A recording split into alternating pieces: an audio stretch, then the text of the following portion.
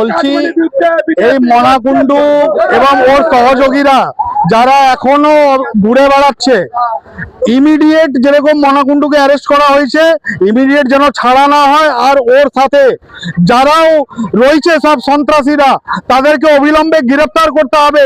এবং একাধিক মামলা ওদের বিরুদ্ধে রয়েছে, তোলাবাজি, করাপশনের, প্লাস নানা রকমের মানুষকে অত্যাচার করেছে, মারধর করেছে, অত্যাচার করেছে। তাদেরকে ইমিডিয়েট তাদেরকেও গ্রেপ্তার করতে হবে, এটা আমরা দাবি রাখছি থানার প্রশাসনের কাছে। হ্যাঁ, সেই জন্য আমরা সামিল হয়েছি। আমার নাম রোহিত সিং, আমি ভারতীয় জনতা পার্টির সদস্য। অভিযোগ একদম মিথ্যে। ছাত্র সমিতি ক্লাবের সাথে ঝামেলা হয়েছে, আমার সাথে কি সম্পর্ক আছে?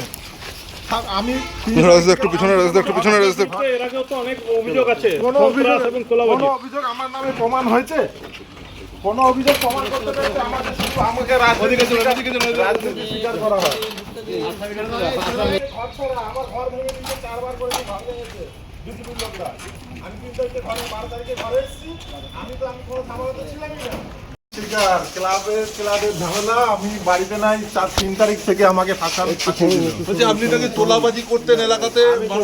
কোথাও তোলাবাজি করি নাই, কেউ প্রমাণ দিতে পারবে না। ওকে ভয় দেখাতে না, ছাত্র সমিতি ক্লাবের সাথে ঘর বানানো নিয়ে ঝামেলা। আমি 3 তারিখ থেকে কাউন্টিংয়ে যাওয়ার পর থেকে আর বাড়িতে আসি নাই।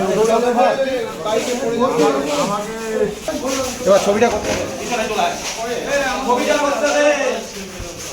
উপপ্রধান তাকে গ্রেপ্তার করা হয়েছে। বিজেপি বিক্ষোভ করছে এখন, তাদের বক্তব্য হচ্ছে যে দৃষ্টান্তমূলক শাস্তি এবং তার সহযোগীদের গ্রেপ্তারের দাবি তুলছে। কি বলবেন? দেখুন, যখন আইন মোতাবেক পুলিশ তাকে গ্রেপ্তার করে, তাহলে পুলিশের কাছে নিশ্চয়ই কোনো পর্যাপ্ত কারণ আছে।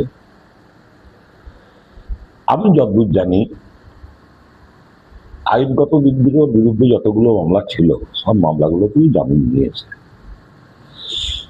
এবারে নতুন করে যদি কোনো মামলা হয়ে থাকে বা কিছু হয়ে থাকে, সব আইনের বিষয়।